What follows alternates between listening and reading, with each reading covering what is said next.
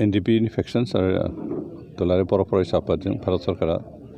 थांनाय 27 जानुवारि खालि जि सुक्ति खालामदोंमोन बे सुक्तियाव मोनसे सर्त दंमोन जे सुक्ति खालामनायनि मास मोनसेनि भितरावनो एनडिपिखौ डिजल्भ खालामनांगौ बे आफादखौ भंग खालामनांगौ बिदि होननानै मोनसे सर्त दं आरो बेखौ जों मावफुंनो हायाखैमोन मास मोनसेथ' बारलांबाय आरो थांनाय 2 तारिखखालि माबानि मार्चनि 2 तारिखखालि आसाम गभर्नमेन्ट भारत सरकार आरो ओमफ्राय जों एनडिपि मोनब्रै फेक्सननि दैदेनगिरिफोरनि गेजेराव मोनसे सावरायनाय जादों बेहाय रिहेबिलिटेसन बाथ्रा एसग्रेसियानि बाथ्रा केस उइथड्रल बायदिसिना बेफोरखौ लानानै सावरायनायजों लोगोसे बे मास मोनसेनि भितराव डिसबेन्ड खालामनायनि बाथ्रायाबो ओंखारलायनाय जादोंमोन आरो बेहाय बिथांमोना बुंबावदोंमोन जे जिहेतु सुक्ति जालांखांबाय आरो एनडिपिखौ डिसबेन्ड खालामदो नोंथांमोननो मास मोनसे बारबायबो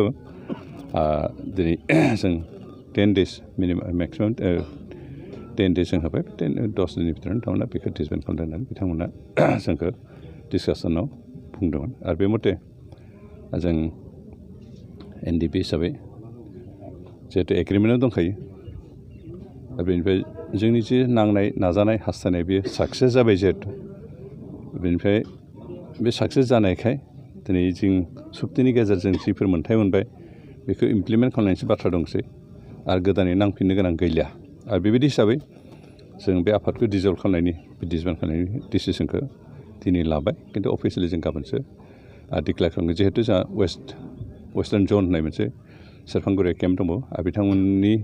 गासैबो केडारफोरजों ज' सावरायलायनाय जोंनि इस्टार्नाव थानाय जिखिनि दं गासैबो दिनै सावरायलायनाय मोनसे गरन्थ फैबाय जे जों गाबोन मासिगोन डिक्लेयार खालामसिगोन बेबायदि हिसाबै गाबोन जों सेरफांगुरियाव थानाय केडारफोरजों लोगोसे दैदेनगिरिफोरजों ज' सावरायलायगोन सावरायनानै गाबोन जों अफिसियेलि डिक्लेयार खालामगोन एनडिपि हिसाबै 34 years स्ट्रागल खालामबोबाय दा गाबोननि समावहाय बर' माहारिनि गेजेरावहाय एनडिपि हिसाबै गोमोरलांसिगोन बा डिजल्भ जासिगोन बे बेलायावहाय बर' माहारिसिम नोंथाङा मा बुंगोन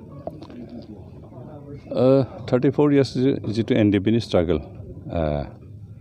बिनिनो 19 years जों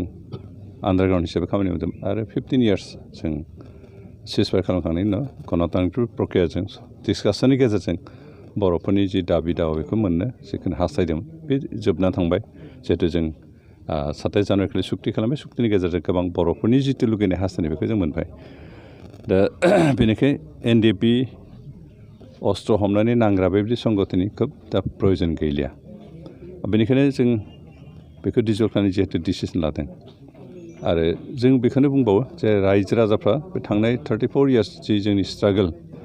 बियो आन्डारग्राउन्ड हिसाबै खामानि मावनाय समावनो जा बा सिजफायार खालामनानै सरकारजों गणतान्त्रिक प्रक्रियानि गेजेरजों सोमावसारनायानो जाबाय बे गासैबो सोमावसारनायाव बर'नि साफ्रोमबो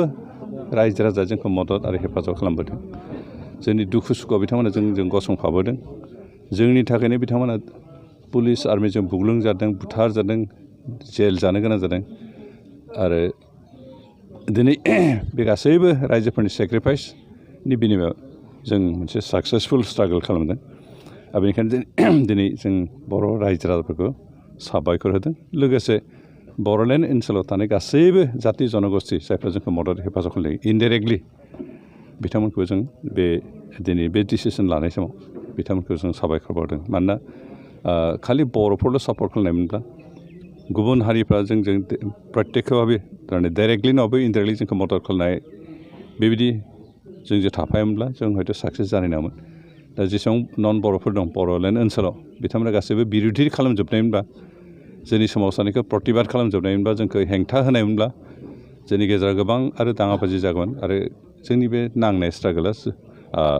बेबायदि मोनसे साक्सेसफुल कनक्लुजनाव फैनाय नङामोन आरो बेनिखायनो बे गासैबो स्ट्रागलखौ मोनसे साक्सेसफुल पर्यायाव लाबोनायनि थाखाय बर'फोरजों लोगोसे अनाबर जेसेबां बर'लेण्ड ओनसोलाव दं जायफोर जोंखौ मदद आरो हेफाजाब खालामदों बिथांमोनखौ आं साबायखर बावदों फैबाय थानाय समावहा नोंथांमोना बे एनडिपिनिफ्राय डिजल्भ जानायनि उनाव मा थांखिजोंहाय बर' हारिनि माखासे मोन्थाइखौ सुफुंगोन मा थांखि लागोन जों आफाद हिसाबै डिसबेन्ड खालामबाय खिन्थु जोंनि खामानिया बेयावनो जोबाखै जोंनि स्ट्रागला जोबाखै जिहेथु जों खिन्थु गुबुन राहाजों गुबुन फर्मजों गुबुन मोनसे महरजों जोंनि बे नांनाय नाजानायखौ कन्टिनिउ खालामगोन डेम'क्रेटिक प्रसेसजों आरो बेनिखायनो जों जिहेतु जि सुक्ति खालामनानै जों गोबां सुबिदाफोर मोनबाय बेखौ इमप्लिमेन्ट खालामनांगोन आरो बेबायदि इमप्लिमेन्ट खालामनायनि सार्थआवनो जों जोंनि आफादनि फ्राय केडारफ्रानो मेजरिटियानो हयथ' 10% जानो हागौ दासिमहालागै जों 10% बुंथ'वाखै खिन्थु मेजरिटि माबाफ्रानो UPPLआव जुगदान होगोन आरो UPPLआव थानानै इलेक्टरेल प्रसेसआव जों बाहागो लानानै सरकार दानानै काउन्सिलनि BTRनि सरकार दानानै जों जि सुक्ति खालामबाय बे सुक्तिनि गेजेरजों मोननाय गोबां जिफोर मावगोन जोंनि सुबिदाफोर जिखिनि प्रभिजन्स जों मोनबाय बेखौ इमप्लिमेन्ट खालामनायाव जों बाहागो लागोन लोगोसे NDP केडारफोरनो सरकारनिफ्राय बे सुक्ति खालामखांनायनि उनाव जि रिहेबिलिटेसन होनायनि बाथ्रा दं बेनिफ्राय एक्स ग्रेसिया होनायनि बाथ्रा दं मार्टियासफोरनि न'खरनो फाइनान्सियेल सापर्ट होनायनि हेल्प खालामनायनि बाथ्रा दं केस उइथड्र खालामनायनि बाथ्रा दं बे गासैबो खामानिखौ जों मावफुंगोन आरो लोगोसे रायजो राजाफोरनि डेभेलपमेन्टनि थाखाय जों खामानि मावलांगोन नोंथांमोना अलरेडि UPPLआव जुगदान खालामबाय दिनै मोनथाम फेक्सना डिजल्भ खालामदों बेयावहाय मोनसे फेक्सननि सावरायग्रा फेक्सननि जिथुनिखि नेहाथारि बि फेरेंगाया बिथाङा नुजाथियाखै बे बेलायाव नोंथांमोनजों माबा मोनसे जगाजग दं नामा राजखान्थि बेलायाव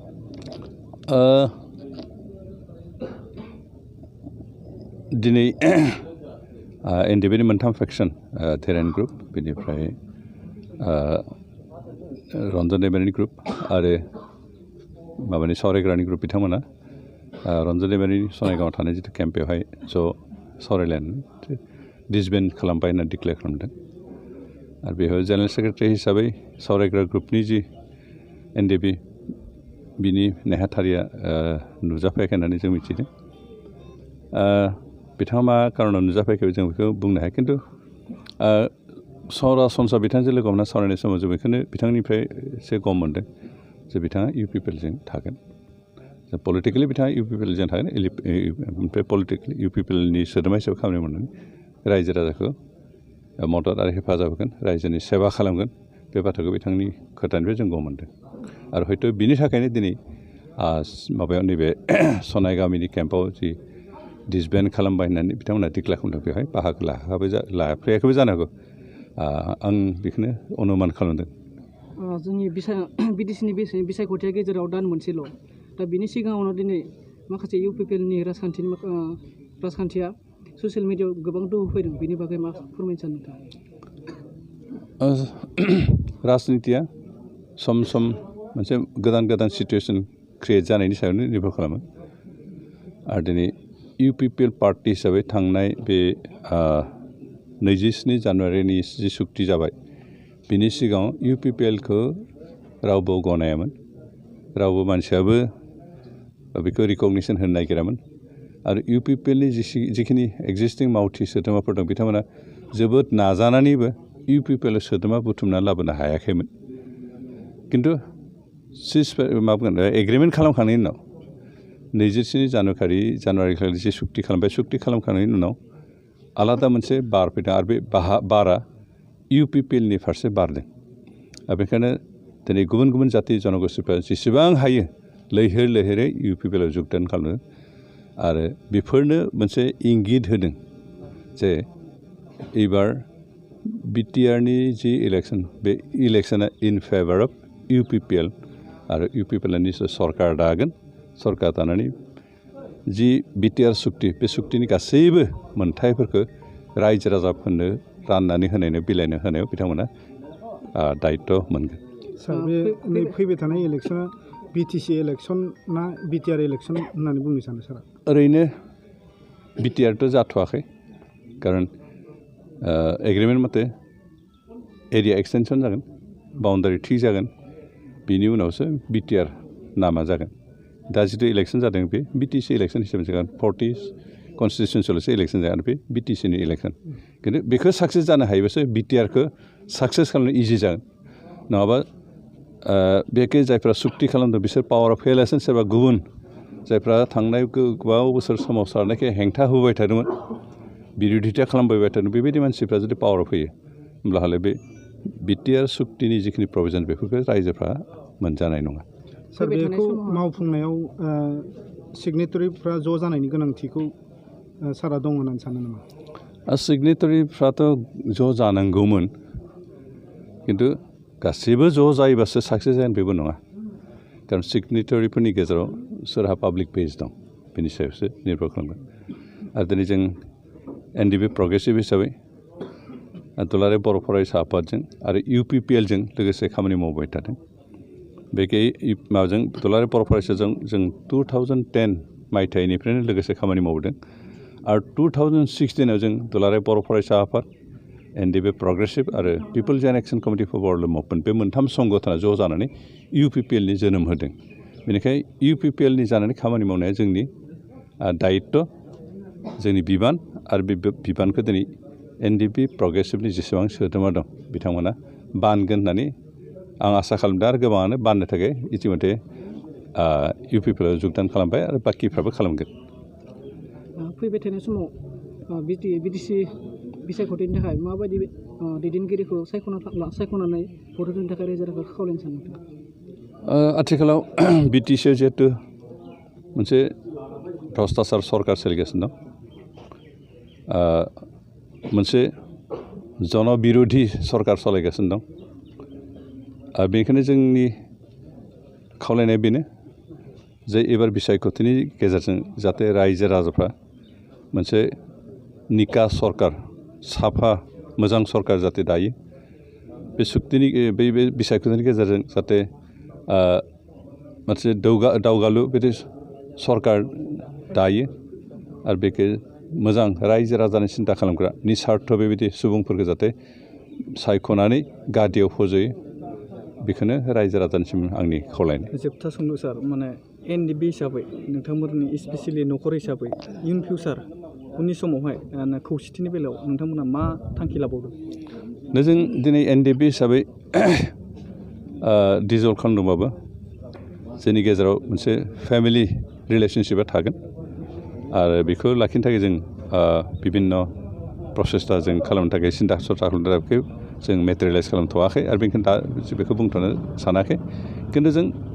NDPखौ डिसबेन्ड खालामदोंबाबो NDPनि जेसेबां केडार्स दं बेखिनिखौ जयैनो गुबुन मोनसे महर लानानै जयैनो खौसेयैनो खामानि मावलांनायनि बाथ्राखौ जों सिन्था खालामदों आरो बेखौ जों थाबैनो इमप्लिमेन्ट खालामहैगोन